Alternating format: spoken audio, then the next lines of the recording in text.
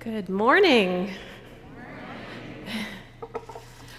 My name is Allison Marcaccini, and I am the Children and Youth Minister here at St. Clemens. If we haven't met, it's lovely to see you here and online.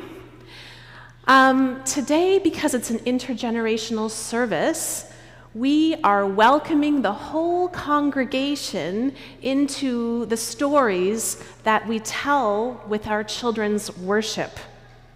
Now, normally we are sitting on a big round carpet, and the elements of the story are small because they don't need to be big. We can all see them.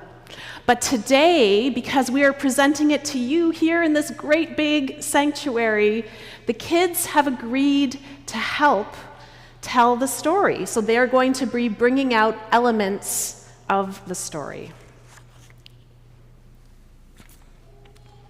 So, as we begin, we normally start with a nice big breath in and out as we settle our bodies and get ready for the story. This is a story about some of the ways that we describe God's image or presence.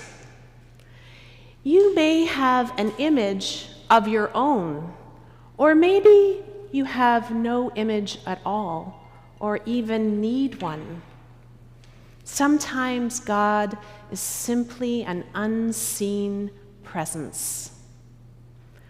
God is all around us and inside us. We listen deeply with our whole selves to know the divine. There is mystery in the things that we cannot see, and yet we know are true. One of the ways we might experience God is as light. Come on out.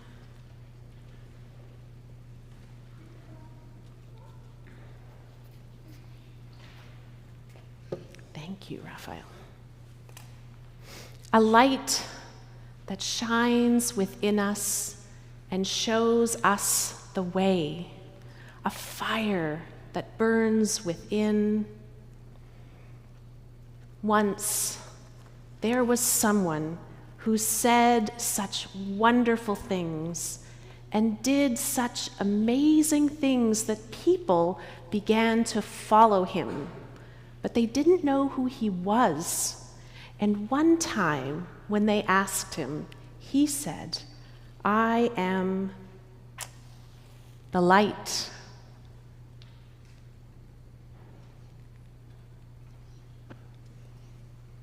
God can be like the light. Sometimes we describe God as breath or air. Breath can be invisible to our eyes. So today, Edie is showing us the breath. In many languages, the word for God is the same as the word for breath or air. In Hebrew, it is ruach. In Latin, it is spiritus. And in Greek, the word pneuma is the same as the word for spirit. Some people believe that the ancient word for God was meant to be breathed and not spoken. Like this. God can be like breath or air. Another way we describe God is like water.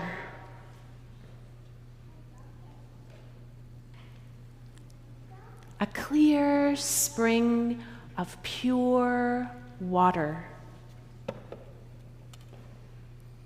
A river running, or ocean waves, or perhaps a well that never runs dry. Water that satisfies our thirst and without which we cannot live. God can be like water.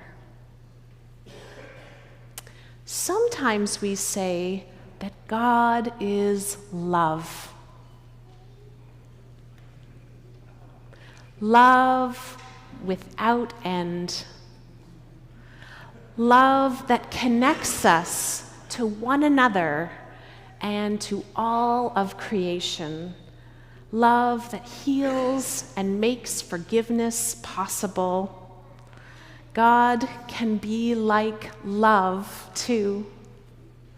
Okay, you want to put it over here? Put it down here.